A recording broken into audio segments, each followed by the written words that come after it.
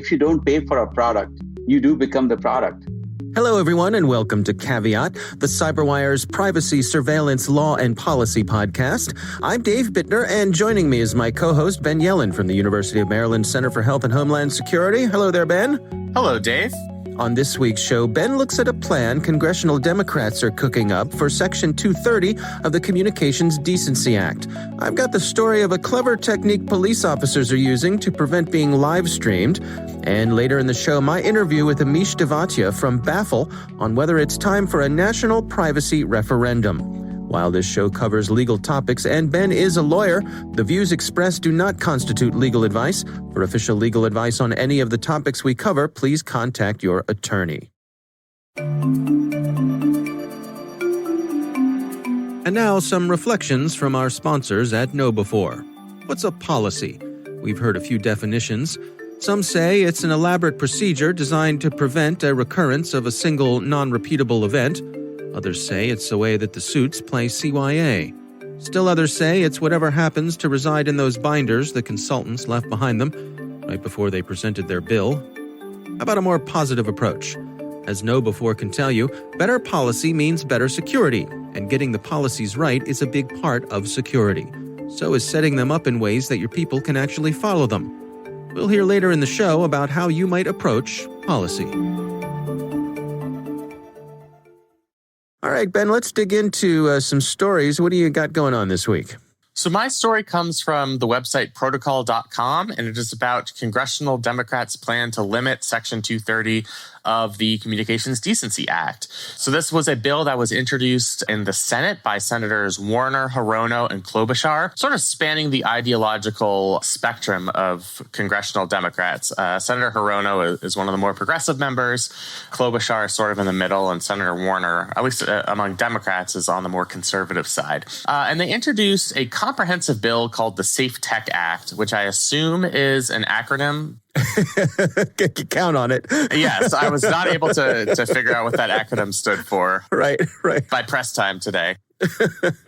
So this bill makes a number of small but significant changes to Section 230. Just by way of background, I know we've talked about this on this podcast and other podcasts, but Section 230 is the provision that shields publishers of content from legal liability for what users post on their platforms. Mm-hmm. So what this bill would do is provide that online platforms wouldn't be able to claim that immunity for violations of federal or state civil rights laws, antitrust laws, cyber stalking laws, human rights laws, or civil actions regarding a wrongful death. So those are a bunch of very interesting carve-outs. And perhaps the most interesting provision in this bill, it changes the type of content that would be subject to this immunity.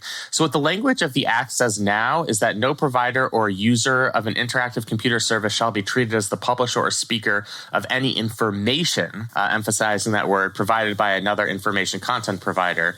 This bill would replace that word information with speech. And what the purpose of that is to avoid shielding these companies when, people, for example, use social media sites to facilitate the sale of guns. That's not speech per se. I mean, that's facilitating it's commerce. It is, yeah, and potentially facilitating an illegal sale. So they would be held liable for that under this revised piece of legislation. What are the prospects of this bill? My general caveat, no pun intended, when we're talking about anything related to Congress is always bet on inaction as opposed to action.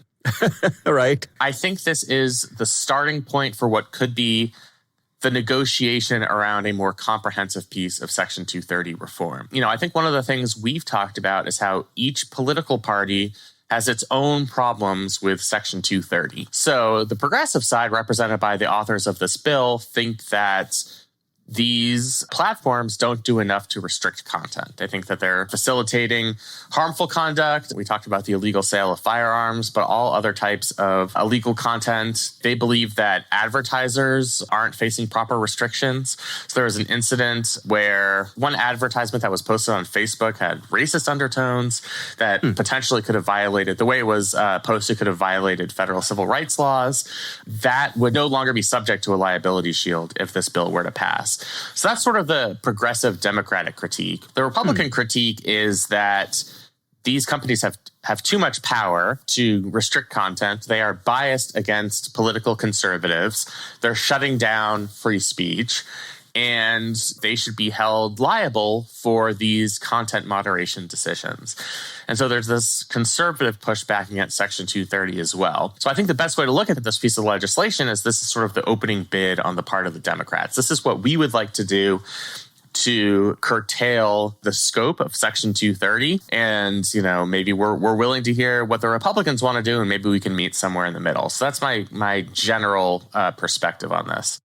Help me understand here. To grossly oversimplify this, is it that the Democrats have their dander up over what folks can leave up, and the Republicans are upset about what the platforms might take down?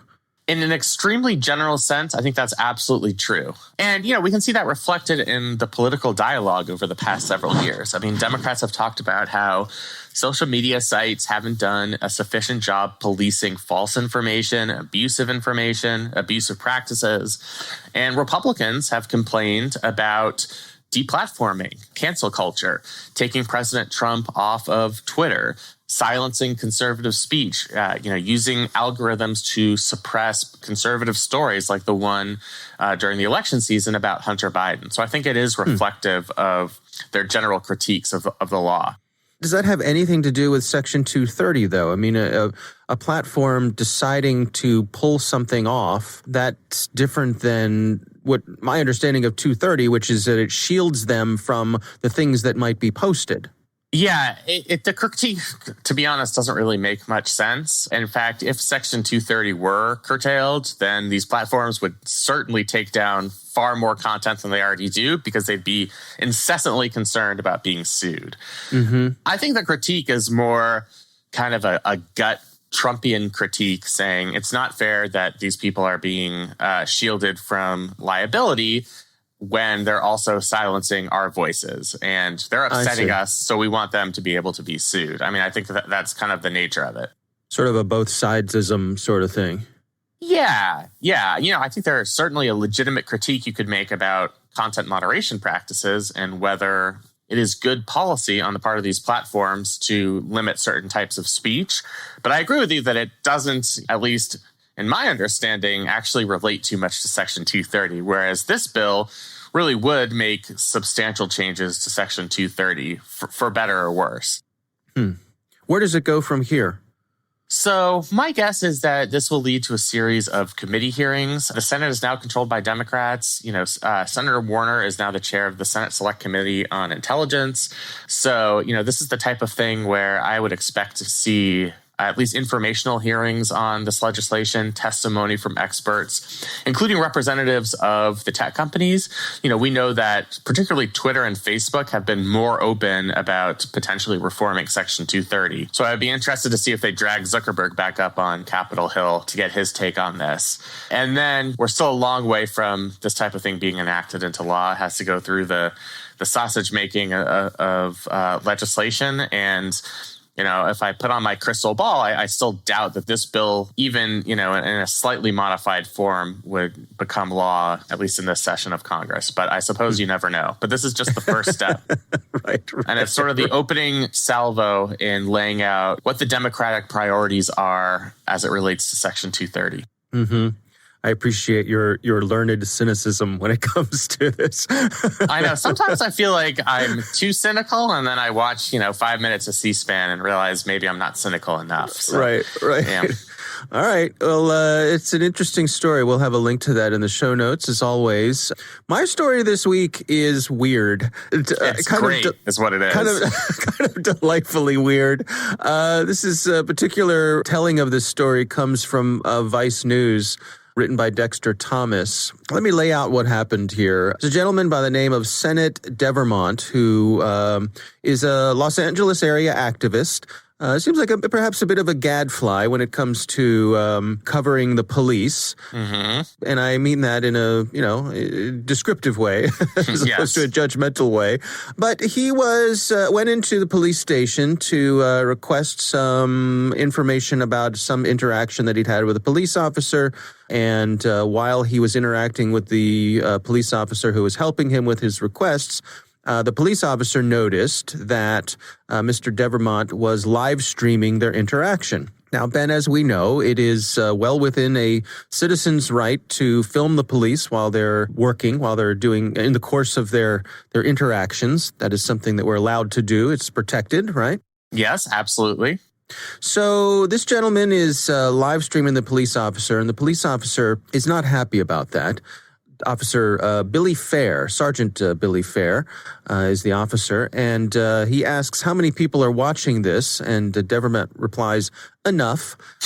Devermont has about 300,000 followers on Instagram, so a sizable audience. So Sergeant Fair pulls out his personal cell phone, plays with it a little bit, and starts playing some music. Yeah, it seems like he's searching through his iTunes library and trying to find the perfect song for the situation. And he comes up with Santeria by Sublime. So first of all, shame on you for getting that song in my head. That's going to last for several days. And I apologize to our listeners because now we've just done it to you. Right. But the reason he's playing this music, as the article says, is not just his love of 90s stoner music. Mm-hmm. He is trying to get Instagram to take this video down because of a copyright violation. Right. So his theory is that if he plays copyrighted music in the background, that will trigger Instagram's content filters to take this entire video down. Right. He's trying to kind of subvert the system. And, by playing a song that's subject to copyright restrictions, then the video by this activist would not make it on Instagram. Right. There are a couple of problems with his theory. First and foremost, Instagram's terms and procedures changed last year, and they're more. I think the revised procedures allow playing of songs to a greater extent, as long as there's some video element to it, and the purpose of the video is not to simply play copyrighted music. Mm-hmm. Instagram is not going to take it down, and I'm not sure that this law enforcement officer was aware of that policy because he kind of seemed to think, with a little smirk on his face, that he had found this secret solution to this activist taking videos. Right. So that's one problem. The other problem is this video has now been up for, let's see, when was this posted? Oh, it's been up for a while, meaning Instagram's content moderation, whatever artificial intelligence they use for that didn't take it down. And now this article has been out there. It's been public. I guess this was taken February 5th, so about 5 days ago as we're recording this. And the music still hasn't been taken down. So just because he plays licensed music, that didn't actually cause Instagram to take down the video. But it was a nice try. I'll give him credit for that. Well, and evidently that he wasn't the only one to do it. Mr. Devermont, the activist here, had another case that he had filmed an officer, and the officer was blasting the song In My Life by the Beatles. And of course, the Beatles are famous for being right on top of things when it comes to having their music taken down. Yes, although somehow they let their entire catalog get purchased by Michael Jackson. But I guess that's a story for a different podcast.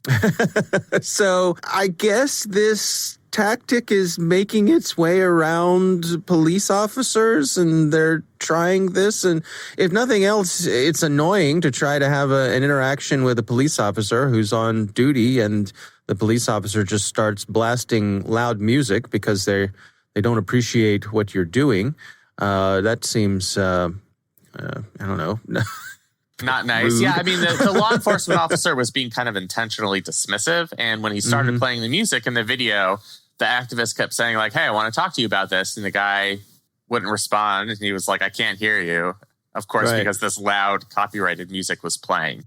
Yeah. But I don't think, besides potentially annoying this videographer who seems to film a lot of interactions with law enforcement, I don't think this will have any actual impact because of Instagram's actual content moderation procedures, which would probably not lead to this video being taken down. So I think law enforcement in this case is kind of being too clever by a half in trying to use this tactic. I do remember a case a few years ago where someone had posted a video of I think it was a toddler who was dancing to a song by Prince that was playing in the background. And Prince had the video taken down off of YouTube, I think it was.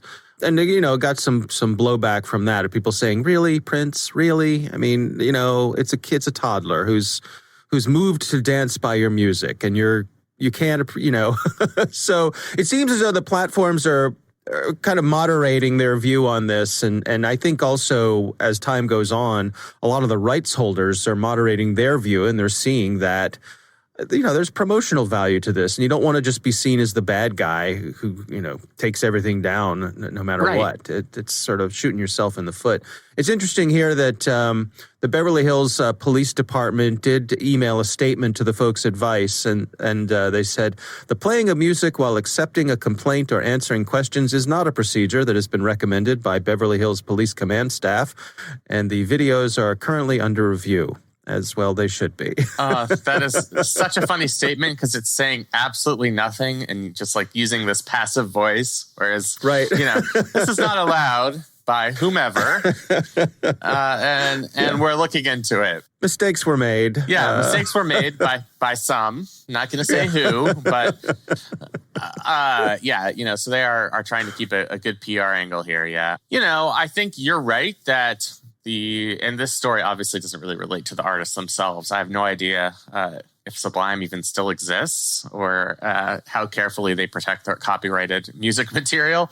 But yeah, I mean, I think to make a general point, from the artist's perspective, it's not worth the bad publicity to go crazy in trying to take your music down from platforms when they're used incidentally. And, so I think they are careful about that. But in terms of this being a law enforcement tactic, I don't think it's going to prove to be an especially effective tactic in preventing people from obtaining body camera footage or inhibiting people's First Amendment rights to film law enforcement interactions. Yeah. It's like I said at the outset, it's a weird one. But such a great story. Cracked me up. All right. Well, again, it's from the folks over at Vice, and we'll have a link to that in the show notes. We would love to hear from you. If you have a question for us, you can call in and leave a message. Our number is 410-618-3720. You can also send us an email to caveat@thecyberwire.com.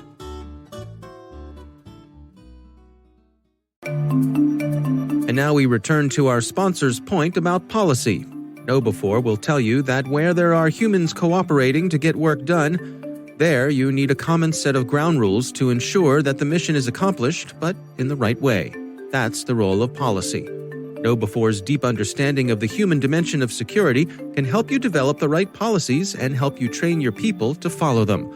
But there's always a question of showing that your policies are not only sound, but that they're also distributed, posted, and implemented. That's where the policy management module of their KCM platform comes in. It will enable your organization to automate its policy management workflows in a way that's clear, consistent, and effective. Not only that, KCM does the job at half the cost in half the time. It's your policy, after all, implemented in a user-friendly, frictionless way. Go to kb4.com/KCM and check out their innovative GRC platform. That's kb4.com/KCM. And we thank KnowBe4 for sponsoring our show.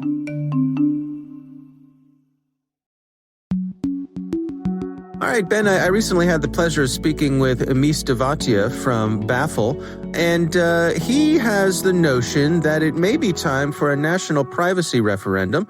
Here's my conversation with Ameesh Divatia.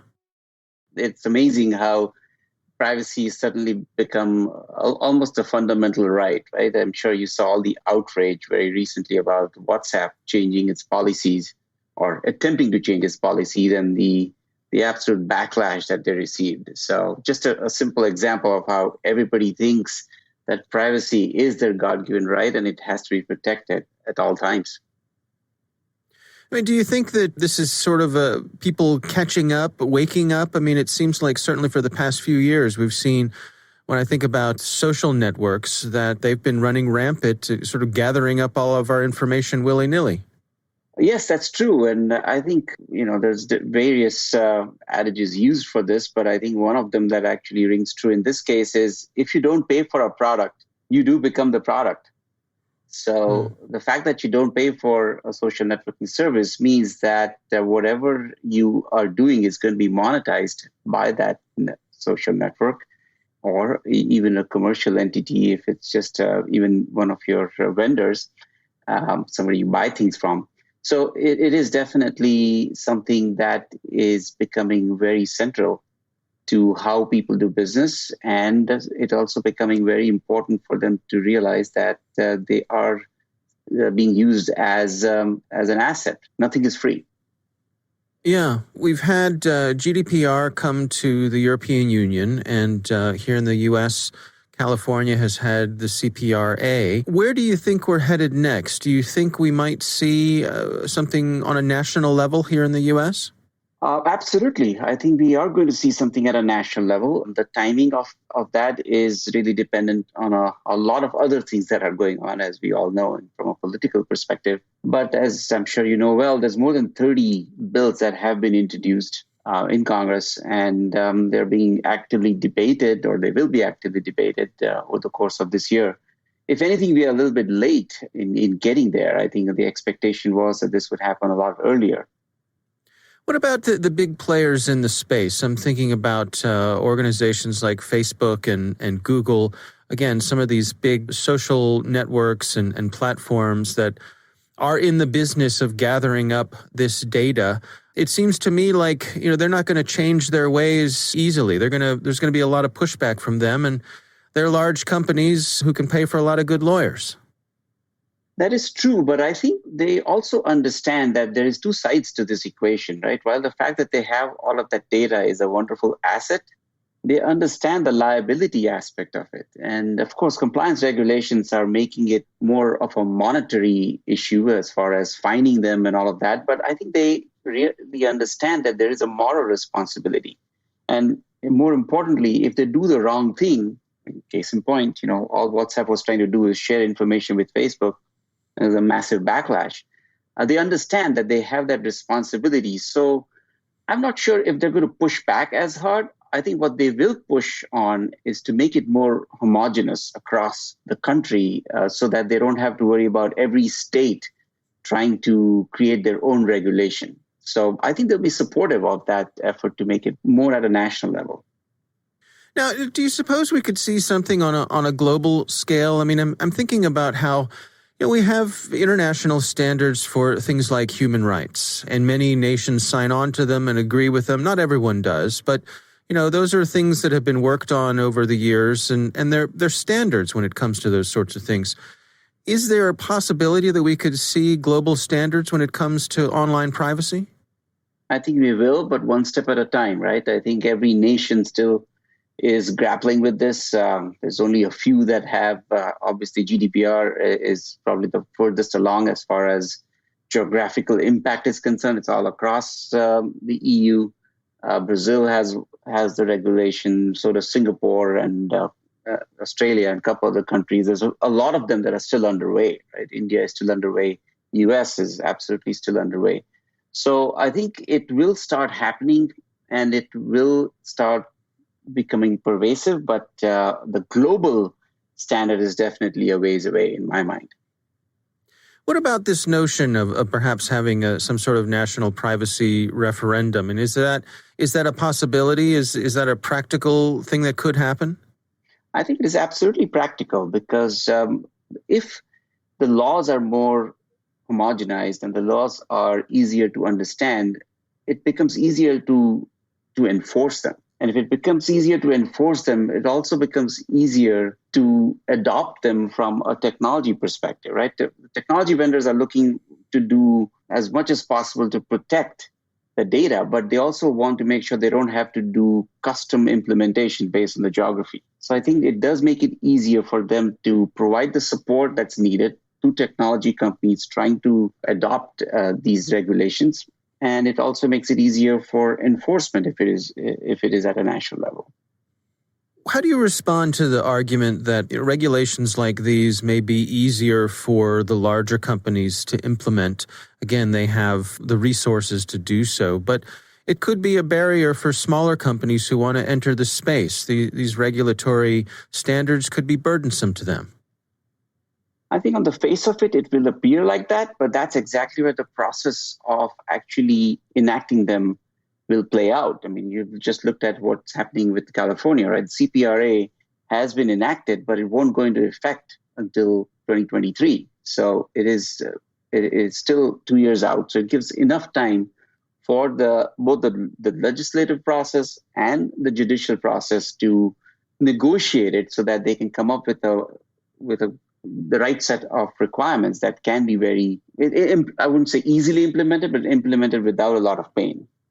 Also, we have an entire ecosystem of vendors, right? Security vendors, privacy vendors who are absolutely in the middle of innovating to make sure that they can make it easier. Yeah, that's a really interesting aspect of this. Not long ago, I saw a story about someone who was putting together some sort of system. I believe it was using artificial intelligence or machine learning, something like that, to basically go through a lot of the EULAs, the end user license agreements for these different platforms, to try to pull out what they really meant and put it in terms that people could understand. And I thought that was a fascinating use of technology to try to streamline this, to give people a better understanding so they know what they're up against. But what sort of ways do you think technology could do that, could help with implementation and streamlining and enforcement of all of these privacy standards that we may see coming? Sure. So it always starts with data discovery first, right? What is sensitive data? And again, the regulations are doing a good job of defining what is considered sensitive data from an individual's perspective, but the tools have to come in and actually detect where that sensitive data is sitting, because most companies don't even realize where it is. So once you discover that particular data and you classify it as sensitive, that's when the policy infrastructure kicks in as to what do you do with that.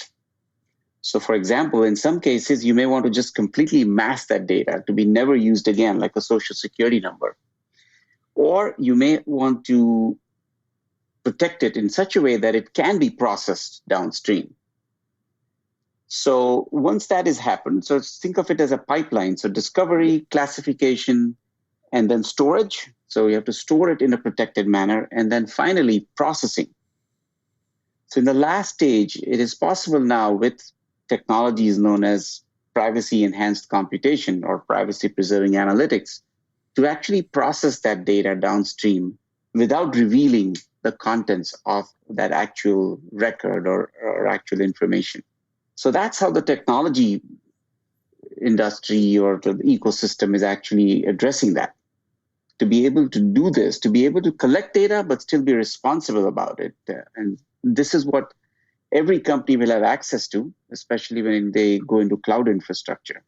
So it will really level the playing field, and it will not be unfairly tilted towards the larger companies who can adopt these regulations and the smaller companies cannot.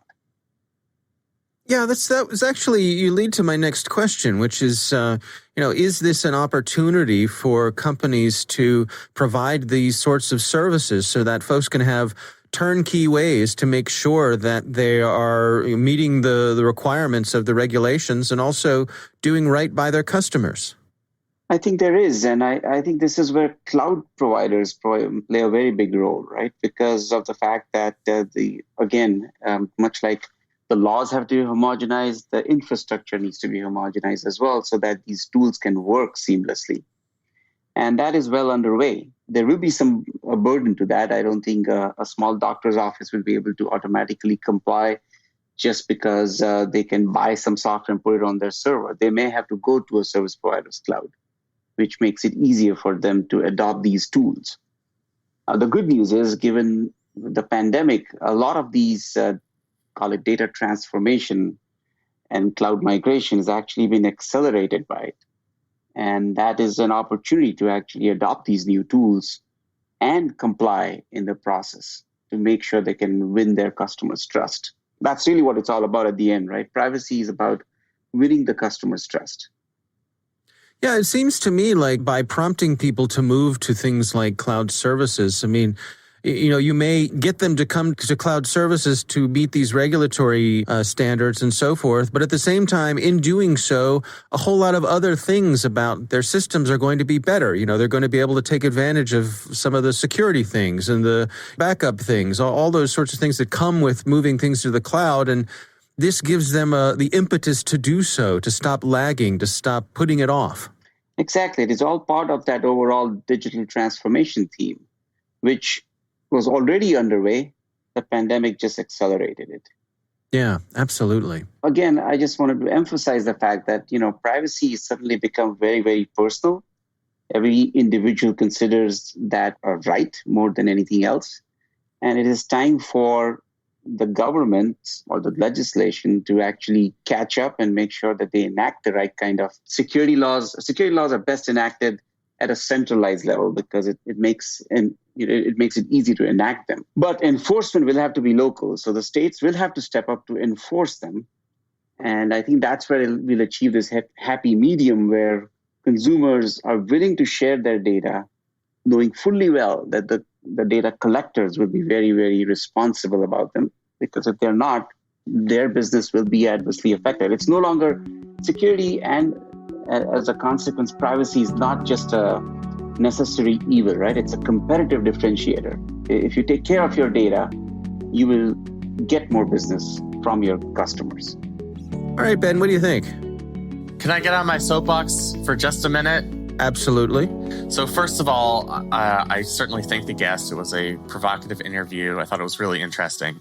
I am firmly against national referenda. I'm largely against state referenda, but particularly you're a California boy, so you know of what you speak, right? I do know of what I speak, and it is certainly not a pleasant voting experience to get a 500-page handbook explaining what these propositions mean, where no layperson could possibly understand what they're voting on. National referenda.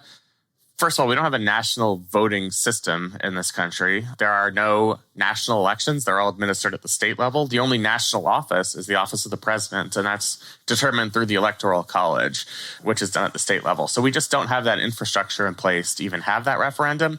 More broadly, the reason we elect people to make decisions for us is we can't all be experts on the policy issues of the time. And we elect representatives to gain expertise for us and make these decisions on our behalf. And if we're not happy with their decisions, we can replace them. What we've seen in California is they try and get the public to vote on things where the public might not have preconceived views on the subject, but it's very difficult for the public to accurately understand what they're voting on. And I think the same danger would be present if we had a national referendum on privacy legislation. Your interviewee tried to say, well, this would simplify things because companies wouldn't have to go state by state to figure out what kind of laws they'd have to comply with. But leaving it up to the public just creates all of these new dangers. We saw it in California last year when there was a referendum making technical corrections to the California Consumer Privacy Act. And it was a disaster. I think we talked about it on this podcast. The experts in the field, the activists on either side, had a hard time wrapping their head around what the proposition would actually do, let alone what that meant to the layperson who doesn't know how to operate a smartphone. So that's my soapbox. I'm against national referenda. It's an interesting idea. I've seen it proposed in other contexts in the past, but not my cup of tea. Yeah. So the way you would propose coming at this is contact your representative, let them know that some sort of national legislation is something you'd support and pressure them that way? Absolutely. Or, part of activism is organizing. It's not just contacting your legislator, but, getting a group of interest groups together, a group of similarly minded activists, and coming up with pressure campaigns, testifying in front of your members of Congress, doing what you can at the state legislature. That's the kind of tough work that makes democracies tick. I think that's preferable than having a national referendum on an issue that's, even if it were simplified, is still relatively complex. Right. All right. Well, again, our thanks to Ameesh Divatia from Baffle for joining us. As Ben said, certainly a provocative idea and and food for thought, absolutely. Absolutely, yes. We want to thank this week's sponsor, KnowBe4. If you go to kb4.com/KCM, you can check out their innovative GRC platform. That's kb4.com/KCM. Request a demo and see how you can get audits done at half the cost in half the time. That is our show. We want to thank all of you for listening. The Caveat podcast is proudly produced in Maryland at the startup studios of Data Tribe, where they're co-building the next generation of cybersecurity teams and technologies. Our coordinating producers are Kelsey Bond and Jennifer Iben. Our executive editor is Peter Kilpie. I'm Dave Bittner. And I'm Ben Yellen. Thanks for listening.